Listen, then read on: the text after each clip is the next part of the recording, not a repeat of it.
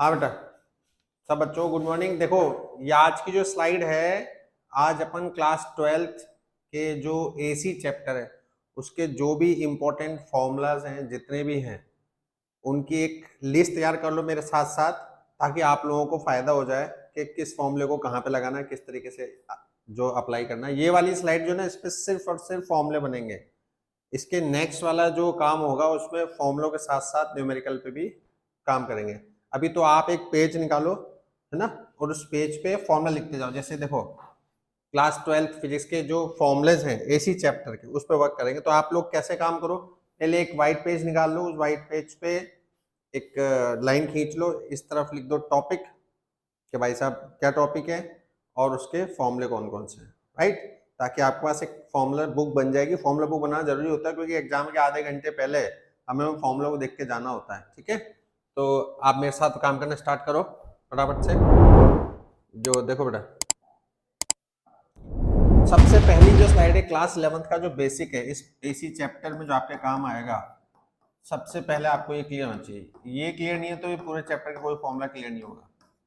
यहाँ पे जो y है ये होता है डिस्प्लेसमेंट। देखो, ये 11th का जो बेसिक है ये आना बहुत जरूरी है बेटा, इसलिए मैंने स्लाइड डाली है। कैपिटल ए जो होता है ये होता है एम्पलीट्यूड, मतलब y की मैक्सिमम वैल्यू को एम्पलीट्यूड बोलते हैं। फाई जो होता है इसको बोलते हैं फेज, PHASE फेज, एंगल में, रेडियन में होता है। ओमेगा टी जो होता है एंगुलर डिस्प्लेसमेंट, कईयों को तो ओमेगा ही नहीं पता होगा इसमें, एंगुलर डिस्प्लेसमेंट, ठीक है। इसमें जो ओमेगा होता है ये 2π/t होता है, 1/t फ्रीक्वेंसी होती है। अब हमारे देश में कई ऐसे विद्यार्थी हैं जिस ये नहीं पता लगा पाते कि ओमेगा दे रखा है, फ्रीक्वेंसी दे रखी है, तो क्या करें जिंदगी में। देखो भाइयों बहनों, फ्रीक्वेंसी आएगी तो बेचारे की यूनिट होगी RPM, RPS या फिर हर्ट्स। इनको देख के आप पता लगा सकते हो, या फिर सेकंड इनवर्स के भैया जी आपको क्या दे रखा है, फ्रीक्वेंसी दे रखी है, उसमें 2π का मल्टीप्लाई करोगे तो क्या आ जाएगा, ओमेगा आ जाएगा। ये बेसिक क्लियर होना चाहिए। आप देखो, क्लास 11 पे काम नहीं कर रहा तो ध्यान से देखो, ये ग्राफ आता है, इसमें ये जो ये ना हाईएस्ट वैल्यू, इसको बोलते हैं एम्पलीट्यूड। y तो कैसे भी चेंज हो सकता है, y की वैल्यू ये भी हो सकती है, ये भी हो सकती है, अलग अलग टाइम पे y की वैल्यू होती है। लेकिन जो कैपिटल ए होता है ना वो ये होता है, capital A maximum value, y की मैक्सिमम वैल्यू को कैपिटल ए बोलते हैं। ये कंसेप्ट जो है क्लास 12th एसी में काम आएगा, ये बात ध्यान रखना बेटा। आप एंगल को रेडियन में लेके चलना फाई को, ठीक है, और डिग्री में दे रखो तो कोई बात नहीं, फिर दिमाग लगाना थोड़ा सा, रेडियन डिग्री का रेडियन में कन्वर्जन, ठीक है। ये बात क्लियर है, ठीक है। अब देखो नेक्स्ट स्लाइड, नेक्स्ट स्लाइड पे कैसे काम करेंगे। देखो, instantaneous equation of current end voltage. ये इंस्टेंटेनियस वर्ड तुम्हारी जिंदगी में बहुत बार आया, क्लास 11th में भी आया है। इंस्टेंटेनियस का मतलब होता है उस पर्टिकुलर टाइम पर, ठीक है। इंस्टेंटेनियस का मतलब होता है उस पर्टिकुलर टाइम पर जो करंट और वोल्टेज की जो वैल्यू है, I बराबर I0 sign omega t plus five, V बराबर V0 sign omega t plus five. देखो, ये वाला वीडियो जो मैं बना रहा हूं ये सिर्फ फॉर्मूले पे बेस्ड है ना। जो करंट की जो क्वेश्चन की उम्मीद लगा के बैठे हैं उसके लिए नेक्स्ट वीडियो आएगा, इसी में ही मैं आगे क्वेश्चन प्लेस कर दूंगा। तो भाइयों बहनों ध्यान रखो, मतलब ऐसा नहीं हो कि तुम, कई बेचारे ऐसे विद्यार्थी भी है ना, स्टूडेंट्स हैं, वो सोच रहे हैं यार इसमें क्वेश्चन मिल जाए, तो मिल जाएगा क्वेश्चन, कोई दिक्कत नहीं, नेक्स्ट वीडियो उसी का आएगा, सर्च कर लेना यूट्यूब पे मिल जाएगा। तो देखो, ये जो है ना instantaneous equation of current end voltage, I बराबर I0 साइन ओमेगा टी। अब देख, इसका 11th से क्या लेना, जैसे मैं आपको बता रहा था बेटा, y a sign omega t plus five, ठीक है।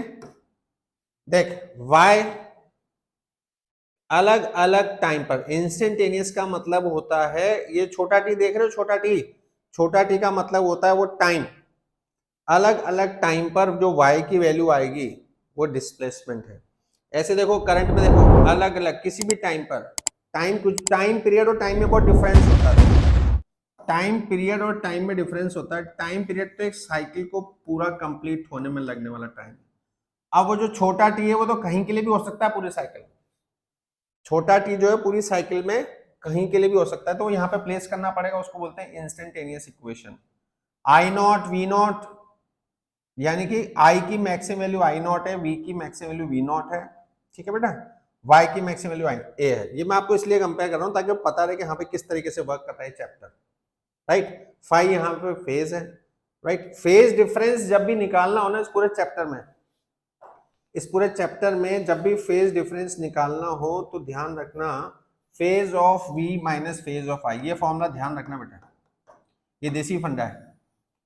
Phase of V, phase difference इस पूरे चैप्टर में कभी भी निकालना हो, phase of V, phase of V मतलब यहाँ पे जो लिखा है ना वोल्टेज वाली इक्वेशन में, ये फाई के साथ जो भी एंगल लिखा है सेम फेज हो तो जीरो हो जाएगा, अलग अलग हो तो वो फेज डिफरेंस निकल के आ जाएगा। ये ध्यान रखना, लिख लेना कहीं पे, phase of V minus phase of I. ये जो ओमेगा टी के साथ लिखा है, कई बच्चे तो इतने चमत्कारिक होते हैं जो ओमेगा टी के साथ कुछ नहीं लिखा होता तो पता ही लगा पाते इसका मतलब क्या है।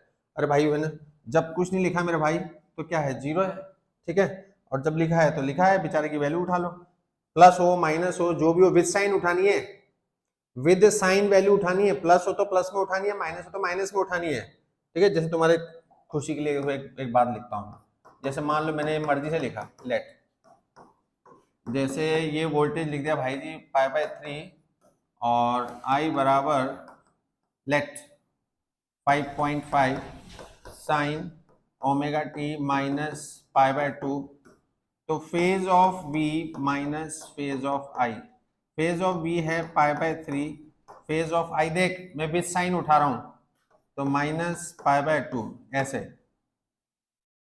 ठीक है। अब इनको ऐड कर लो, समझ रहे हो क्या?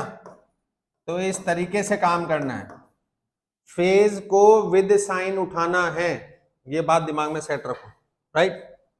अब देख बेटा ये कहानी क्लियर है, ये ध्यान रखना फेज डिफरेंस निकालने का फॉर्मूला। अच्छा, फेज डिफरेंस निकालने में एक बात और है, क्लास 11th अगर ढंग से पढ़ी हो तो एक चीज और बताता हूं मैं, ये एक साइकिल होती है, ये lambda path difference, lambda path चली बेचारी, तो मान ले किसी ने आपको बोला कि साहब x की वैल्यू पे मुझे तो फेज बताओ, फेज का मतलब होता है एंगल, लैम्डा पे 2 पाई एंगल है ना, तो x पे कितना एंगल होगा तो उस पर भी फेज निकाल सकते हैं अपन, कैसे, 2 पाई x बाय लैम्डा, ये भी फॉर्मूला लिख लेना, ये सिंगल साइकिल के लिए होता है, ठीक है। किसी भी सिंगल साइकिल, यानी किसी सिंगल साइकिल का मतलब होता है किसी भी करंट या वोल्टेज की वैल्यू के लिए अगर आपको x की वैल्यू दे दें तो भी निकाल सकते हो आपकी फॉर्मूला, ठीक है। अब देख बेटा नेक्स्ट जो है आपसे बोल रहे हैं mean value of current end voltage for half cycle. Half cycle क्या होता है भाई, इसको बोलते हैं फुल साइकिल। फुल साइकिल जो होती है वो टी टाइम पीरियड की होती है, लैम्डा वेवलेंथ की होती है, हाफ साइकिल क्या होती है, टी बाई 2 की होती है। तो ये मीन वैल्यू यानी कि एवरेज वैल्यू एक ही बात है, मीन वैल्यू बोलो चाहे एवरेज वैल्यू बोलो एक ही बात है। तो 2I0 बाय पाई, एक बात ध्यान रखना इस पूरे चैप्टर में, पता है क्या खास बात है, जो फॉर्मूला जो इक्वेशन करंट की है वही फॉर्मूला वही इक्वेशन वोल्टेज का है। जो आप करंट के लिए लिख रहे हैं आई की जगह वी बना दो, वो सेम फॉर्मूले उसके हो जाएंगे, ठीक है। जैसे देख ये मीन वैल्यू एवरेज वैल्यू है ना करंट की, तो ऐसे अब मैं देख वोल्टेज के लिए लिख रहा हूं, बस आई की जगह वी लिखता जा रहा हूं जहां जहां पे भी है, 2V0 बाय पाई, ठीक है। 2 बाय पाई को सॉल्व कर लेना, डायरेक्ट कैलकुलेशन में हेल्प मिलती है 0.63, ठीक है ना। यहां तक कहानी क्लियर है। नेक्स्ट देखो आरएमएस इफेक्टिव, ये मैंने सारे नाम इसलिए लिखे हैं क्योंकि ये ना अलग अलग स्कूल में अलग अलग बोर्ड में किसी भी नाम से आ जाता है क्वेश्चन, कई लोग आरएमएस बोलते हैं, कई लोग इफेक्टिव बोलते हैं, कई लोग एसी बोलते हैं, है ना, एसी एमीटर करंट वोल्टेज, या हमारे घर में आने वाली current main current, mains current के नाम से भी आता है, ध्यान रखना, है ना। एक बात हमेशा सारे बच्चे ध्यान रखो बेटा कि ये कभी तुम्हारी जिंदगी में ऐसा सोर्स बना आ गया, ये किसका सिंबल है, ये एसी सोर्स का सिंबल है, एसी सोर्स का सिंबल है ये, एसी सोर्स का, इसके यहाँ पे जो वोल्टेज लिखा होता है, इसके यहाँ पे जो वोल्टेज लिखा होता है 220 वोल्ट जैसे लिखा है, ये आरएमएस वोल्टेज होता है, बिना कुछ बोले आरएमएस ही होता है। एसी सोर्स का वोल्टेज आरएमएस वोल्टेज होता है, ये फ्रीक्वेंसी जो होती है 50 हर्ट्ज होती है।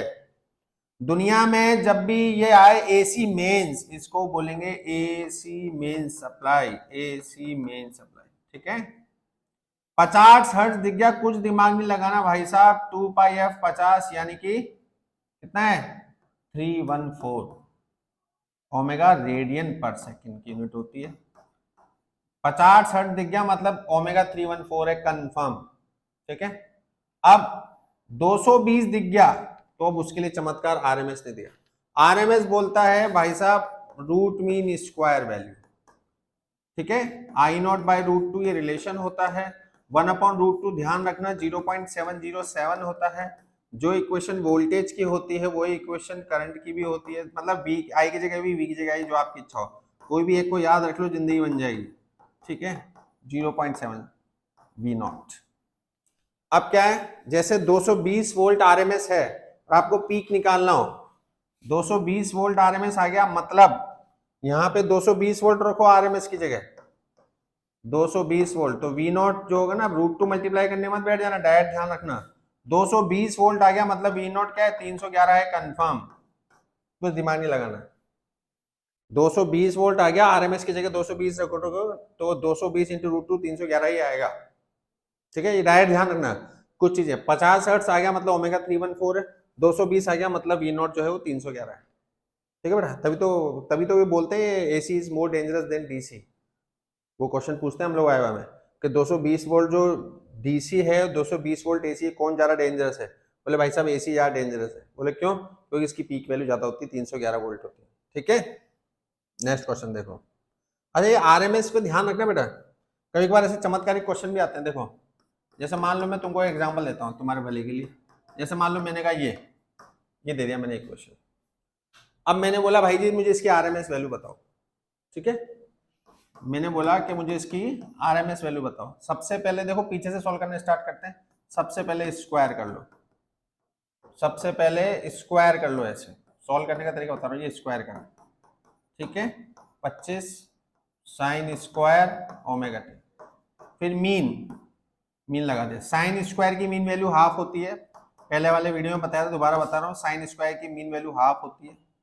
फिर रूट, ये जो लिया है ना जिंदगी में यहाँ पे, इसके यहाँ रूट लगा दो, इसके भी यहाँ रूट लगा दो, ठीक है। तो 5/√2 मतलब समझो डायरेक्ट भी कर सकते हैं I0/√2 और इस मेथड से इसको ऐसे भी निकाल सकते हैं, ठीक है।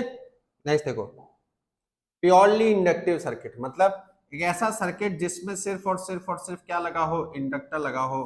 कभी इस तरीके से सर्किट आए, देखो बोर्ड में हमेशा मैंने कहते हुए सुना है कि वो डायरेक्ट तो पूछते नहीं है, मतलब आप जो क्वेश्चन है ना वो पूछते क्या है कि एक ऐसा सर्किट है, राम एक ऐसा सर्किट सॉल्व कर रहा था भाई साहब जिसमें जो वोल्टेज है वो करंट से क्या कर रहा है, लीड कर रहा है, ठीक है। तो उसको कैसे से फॉर्म लें, सबसे पहले देखो वोल्टेज की इक्वेशन है V बराबर V naught sine omega t, ठीक है। फेज डिफरेंस V बराबर V naught sine omega t, reference के लिए इसका फेज 0 है, I बराबर I naught sine omega t minus π/2।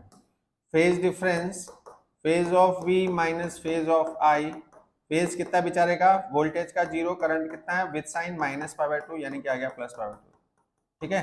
लेकिन अब प्रॉब्लम यह है कि हम जानते हैं क्लास 10 से लेके अभी तक ओम्स इक्वेशन I बराबर V/R होता है, लेकिन यहाँ तो R है नहीं। R की जगह क्या होगा XL, X को बोलते हैं रिएक्टेंस, इंडक्टिव रिएक्टेंस। XL जो है ना XL है inductive reactance L omega. Inductor का ऐसा अपोजिशन जो फ्रीक्वेंसी पे डिपेंड होता है 2πf, तो XL डायरेक्टली प्रोपोर्शनल टू क्या होगा F होगा। तो ये ग्राफ आता है किसी किसी स्कूल में, 1 नंबर का ग्राफ बनाने को आ जाता है। एक्सेल की यूनिट ओमेगा, जो एक्सेल ओम होता है बेटा, ठीक है, ओमेगा वही 2πf है। तो जो I है, देख एक बात ध्यान रखना, जिस तरीके से भैंस का बच्चा भैंस होता है, गाय का गाय होता है ना, उस तरह से आरएमएस निकलती है, फालतू सोचना नहीं, ठीक है। तो IRMS देखो VRMS बाय एक्सेल होता है, IRMS से VRMS, I बराबर V बार होता है ना, तो आगे जगह सारा एक्सेल हो गया, तो I not V not by excel हो गया, समझ रहे हो क्या हम लोगों को, ठीक है। ये क्लियर है। देखो next purely capacitive, purely capacitive में देखो ये इस तरीके से ये कैपेसिटेंस है, इसमें वोल्टेज आगे होता है, तो तो वोल्टेज की जो रेफरेंस वैल्यू है V बराबर V naught sine omega T. अच्छा, किसी भी एसी सर्किट में डायरेक्शनल करंट शो मत कर देना, हैप्पी बर्थडे हो जाएगा, वरना वही कार्ड नहीं 0 नंबर दे देंगे भाई। तो देख I बराबर I naught sine omega t plus pi by 2। तो फेज डिफरेंस क्या हो जाएगा, phase of V minus phase of I, phase of V 0, phase of I with sine pi by 2। तो फेज डिफरेंस कितना हो गया, माइनस पाई बाय 2। ठीक है, वोल्टेज करंट से पीछे, यानी करंट वोल्टेज से आगे है। बट अब बात करते हैं कि साहब इसका रेजिस्टेंस क्या है, रेजिस्टेंस XC 1/C ओमेगा। ठीक है, सेम काम करते हैं लेकिन फ्रीक्वेंसी डिपेंडेंट होता है, C इंटू 2πf। तो XC का फ्रीक्वेंसी से इनवर्स का रिलेशन है। अगर आप ऐसा आ जाएगा, ऐसा हिट ओम होती है, फिर भाई सेम कहानी जैसे मैंने कहा था IRMS VRMS बाय I बराबर V बाय R होता है ना, यहाँ R की जगह XC है, सो बात तो एक बात ये है। ठीक है, तो I नॉट बराबर V नॉट बाय XC। ठीक है, ये किसके जो फॉर्मूले हैं, ये आपके पास प्योरली कैपेसिटिव सर्किट के फॉर्मूले हैं। अब देखो LCR सर्किट, इसको RLC भी बोलते हैं, ये RL और ये बेचारा C AC सोर्स के साथ। ठीक है, ये R इसका XL होता है, इसका XC होता है, ये V बराबर V naught sine omega T होता है। अब क्या होता है बेटा, देखो यहाँ पे प्रॉब्लम क्या है, प्योरली रजिस्टिव में तो आपने देखा R है, प्योरली जो इंडक्टिव है XL है, XC है। जो प्योरली रजिस्टिव सर्किट होता है ना, उसमें I बराबर V बाय R ही चलता है, कोई दिमाग मत लगाना। तो अब क्या है, देखो ध्यान से, यहां पर जो आता है ना Z मतलब तीनों का कंबाइंड अपोजिशन। जो RLC सर्किट है, तीनों का combined opposition, Z is called as impedance. Impedance opposition provided by the RLC series circuit, impedance. तो IRMS जो होता है वो VRMS बाय Z होता है, I नॉट जो होता है वो V नॉट बाय Z होता है। Z क्या है बेचारा, ये R² प्लस रूट में, इसको पता है क्या बोलते हैं, इस अकेले को बोलते हैं reactance of RLC series circuit. ध्यान रखना, इस अकेले को बोलते हैं reactance of RLC series circuit. अब देखो नेक्स्ट LCR फेजर डायग्राम, ये भी बहुत आते हैं भाई सब, ध्यान रखना, इसे तो पहले ही बता दिए थे। फेजर में देखो ये XL है, ये XC है, ये R है।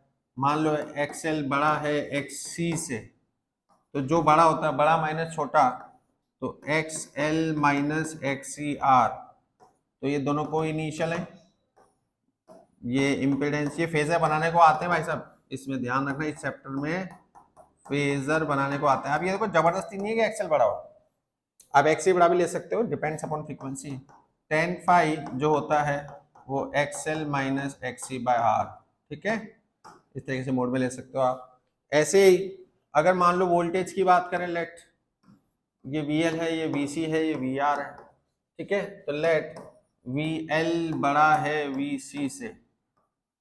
ठीक है, VL बड़ा है VC से, तो जो बड़ा माइनस छोटा, ये तो ऊपर आ गया भाई। VL और VC में 180 का एंगल है, तो बड़ा माइनस छोटा ये आ गया, तो VR यहाँ पे है। ठीक है, तो ये रिजल्टेंट वोल्टेज, ये phi is the phase difference, Pythagoras लगाओ।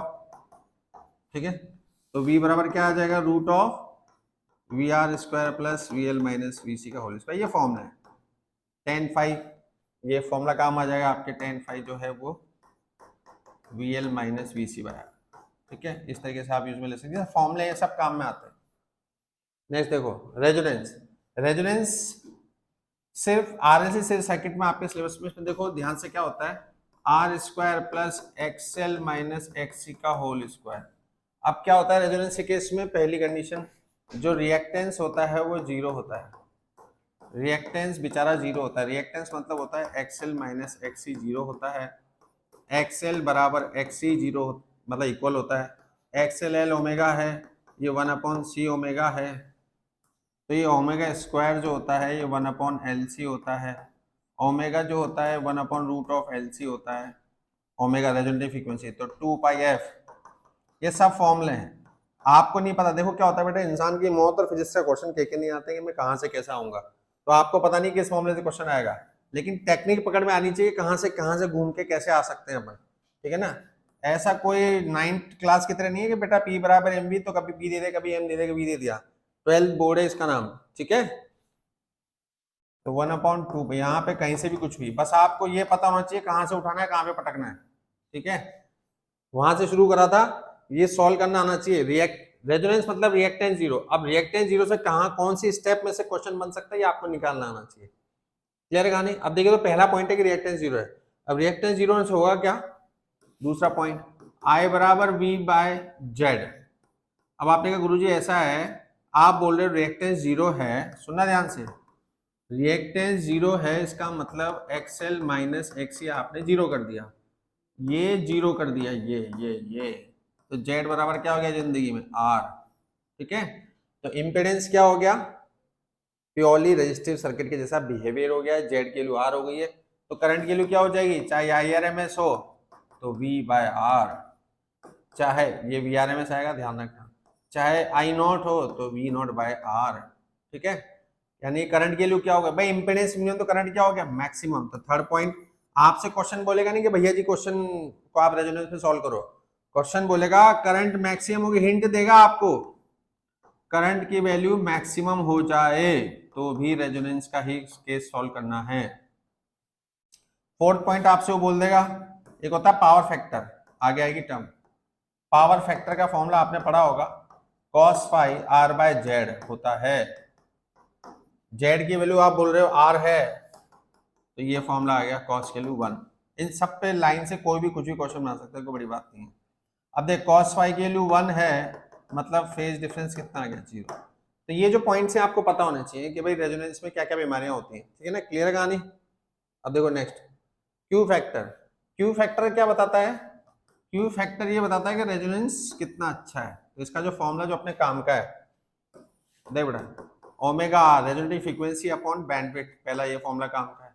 बैंडविड्थ क्या है, ये मैक्सिमम हाफ पावर पॉइंट है ना, इनके बीच का सेपरेशन जो है इसको बोलते हैं बैंडविड्थ, डेल्टा ओमेगा, ठीक है।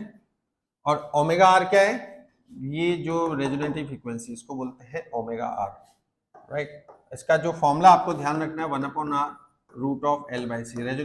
क्यू फैक्टर क्या बताता है कि रेजोनेंस कितना अच्छा है, ठीक है बेटा, ये ध्यान रखना formula direct. Power in AC circuit, power का एक ही फॉर्मूला विचारेगा, कौन सा है, एवरेज पावर का, VRMS IRMS cos फाई। अब ये इसके 3 टुकड़े कर लो, बोले क्यों, अगर मान लो प्योरली रजिस्टिव की बात करें, अगर सिर्फ प्योरली रजिस्टिव की बात करें तो फेज होता है 0, तो पावर होती है VRMS IRMS। इंडक्टिव की बात करो जिसमें सिर्फ इंडक्टर लगाओ तो फाई होता है बेचारा π/2, तो पावर हो गई 0। कैपेसिटिव की बात करो जिसमें सिर्फ कैपेसिटर लगा 5, फिर -π/2, फिर पावर हो गई 0, ठीक है। मैंने देखो एक स्कूल में क्वेश्चन देखा तो मैं बताता हूँ। जैसे मान लो मैंने बोला साहब 5 sin ओमेगा टी और जो आई है, ठीक है, आई मैंने देखा साहब मान लो लेट 4 cos ओमेगा टी, तो फाइंड द पावर, ठीक है। ये क्वेश्चन मैंने एक बार देखा था स्कूल में, प्री बोर्ड में आया था। आप देखो साइन और कॉस में देखो, ध्यान रखना फेज डिफरेंस निकालने के लिए एक महामंत्र है कि दोनों सेम फंक्शन होने चाहिए। सेम फंक्शन मतलब दोनों साइन साइन दोनों कॉस कॉस होने चाहिए, ऐसा नहीं हो कि साइन हो कॉस हो। तो अगर कभी ऐसा हो तो समझ लें तुम्हारे साथ धोखा हो रहा है, तुम क्या करो इसको कन्वर्ट कर लेंगे, ठीक है, हम इसको कन्वर्ट कर लेंगे। तो बेचारा π/2 का फेज डिफरेंस है तो पावर हो जाएगी 0, ठीक है। ध्यान रखना, दोबारा बोल रहा हूं मैं, फेज डिफरेंस निकालने के लिए दोनों फंक्शन सेम होने चाहिए, sine sine cos cos. Sine cos हुआ तो कन्वर्ट करना है, एक चीज तो आती नहीं हो 100%, ढंग से नहीं बढ़ी ना। कभी क्या हुआ है जिंदगी में, मान लो ऐसे आ जाए,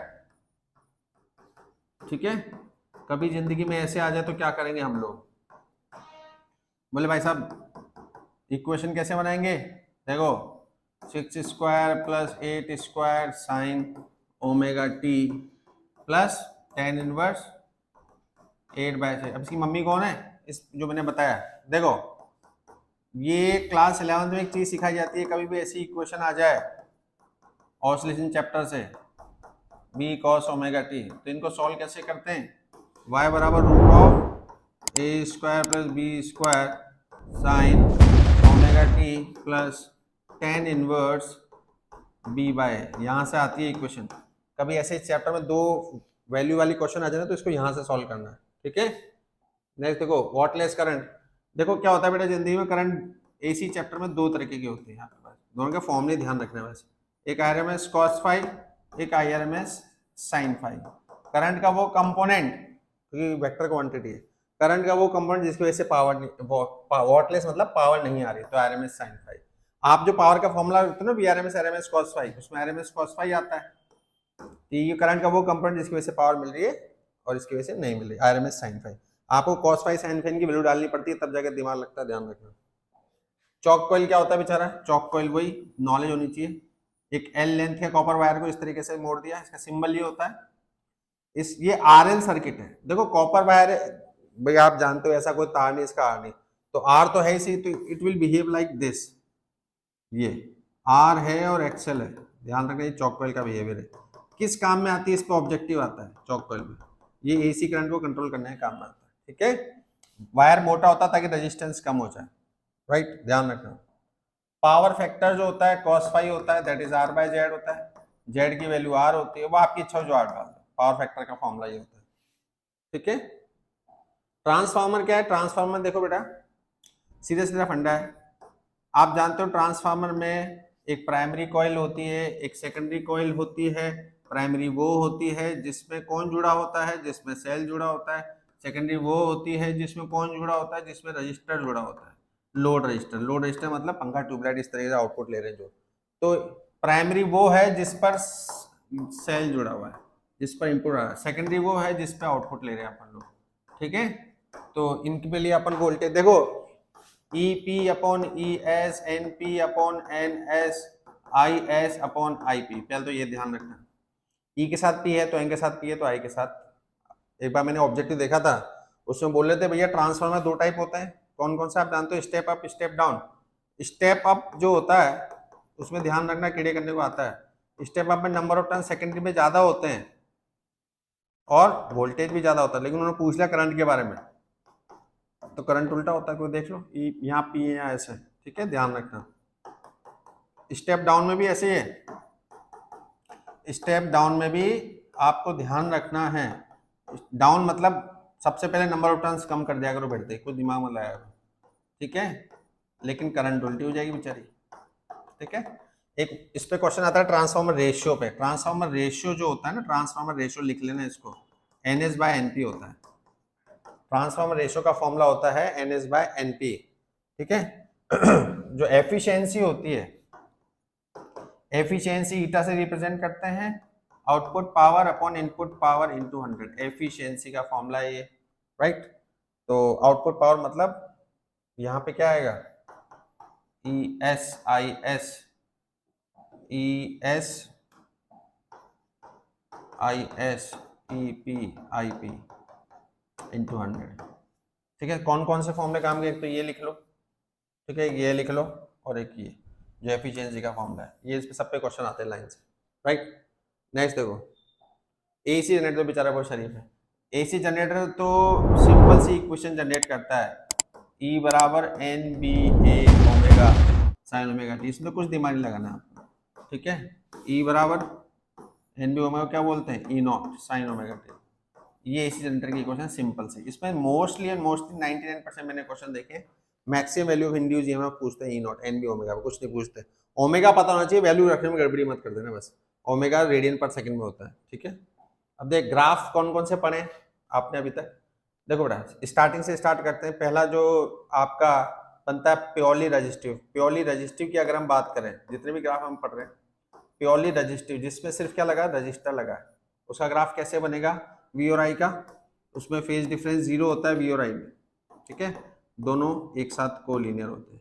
प्योरली इंडक्टिव की बात करें, प्योरली इंडक्टिव में वोल्टेज करंट को लीड करता है, लीड, ठीक है ना। प्योरली इंडक्टिव की बात करेंगे तो ये V और I की बात करेंगे, फेजर डायग्राम है, ठीक है। अब इसमें अगर आप वो बनाए वेवफॉर्म, तो ये वोल्टेज की वेवफॉर्म है, और सिंस करंट और वोल्टेज सेम फेज में, लेकिन करंट हमेशा वोल्टेज से कम होती है। देखो दोनों एक ही जगह से स्टार्ट हुए हैं। इसमें देखो क्या होता है, वोल्टेज सबका ओरिजिन से स्टार्ट होगा, इस पे करंट में -π/2 होता है, तो करंट में -π/2 होता है, तो आपको ये ग्राफ जो है इस तरीके से, ठीक है, ड्रॉ करना आना चाहिए। क्यों आना चाहिए? देखो क्या है, मैं आपको बताऊं, आई की इक्वेशन ये है ना, इस प्योरली इंडक्टिव में, जो प्योरली इंडक्टिव है उसमें आई की इक्वेशन ये, अगर ओमेगा टी जीरो है, अगर ओमेगा टी जीरो है, साइन -π/2 -1, तो आई नॉट नीचे से स्टार्ट होता है। बेचारा π/2 रखोगे ना तो आई के लिए जीरो हो जाएगी। इस तरीके से ग्राफ बनता है। नेक्स्ट देखो, अगर मान लो प्योरली कैपेसिटिव की बात करें, जिसमें सिर्फ कैपेसिटर लगा, उससे ग्राफ कैसे बनेगा फटाफट देखना। इसमें क्या होता है, आई यहाँ पे है, वी यहाँ पे है, ठीक है, माइनस का फेज डिफरेंस होता है, और वोल्टेज वही फिक्स है, ओरिजिन शुरू होता है। लेकिन जो करंट की इक्वेशन है वो क्या होती है, I naught sine omega t plus π/2, current आगे होती है, ठीक है। तो अब देखो ध्यान से, ओमेगा टी जीरो है तो आई कहाँ से शुरू होगा, ऊपर से, ओमेगा टी जीरो है तो आई यहाँ से शुरू होगा, π/2 रखोगे तो जीरो हो जाएगा, और 3π/2 रखो, ये तो पता है ना, ये कहीं पता चलेगा, ये को पता ही नहीं हो π/2 क्या, ये 3π/2 है, सॉरी, हाँ कई बड़े समझदार होते हैं हमारे यहाँ पे भाई, ये पाई है, ये 3π/2 है, ये 2π, ठीक है। 2π आप देखो बेटा, π/2 रखोगे, साइन π/2 यानी कि पाई यानी कि जीरो, तो यहाँ पे टच करेगा बेचारा, और यहाँ पे पाई रखोगे 3π/2 -1 हो जाएगा नीचे की तरफ, और फिर इस तरीके से ग्राफ जो है ये ऐसे चलता है, ठीक है। रेड से बनाओगे थोड़ा अच्छा दिखेगा। इस तरीके से जो है आप जो है इसको ऐसे शो कर सकते हैं, ये ग्राफ है, समझ गए। तो आपने अभी जो भी वीडियो अभी बनाई है उसमें देखो जितने भी इंपॉर्टेंट फॉर्मुलेज है सबको अपन ने लिख दिया। आप पेपर वर्क करना ही, सिस्टमेटिक लिखना, एक पेज पे भी आ सकते हैं, 2 पेज पे भी आ सकते हैं, लेकिन फॉर्मुला बुक होनी चाहिए हर बच्चे के पास। क्लास 12 फिजिक्स में सबको सब कुछ पता होता है, आधे पौने घंटे पहले सारे फॉर्मुले देख के जाओ अंदर जाने से पहले। सबसे इंपॉर्टेंट इस चैप्टर में जो है ना, शॉर्ट कीज काम करती है। जैसे मैंने आपको बताया फ्रीक्वेंसी अगर 50 है तो ओमेगा 314 है, 220 वोल्ट है तो आरएमएस वैल्यू आपकी 311, ऐसे शॉर्ट कीट काम करती है इसमें, ठीक है ना। बाकी जो नेक्स्ट वीडियो बनाएंगे उसमें क्वेश्चंस के साथ बनाएंगे, तो वो भी आप यूट्यूब पे देख सकते हैं, ठीक है। थैंक यू सो मच, ध्यान रखें, ऑल द बेस्ट।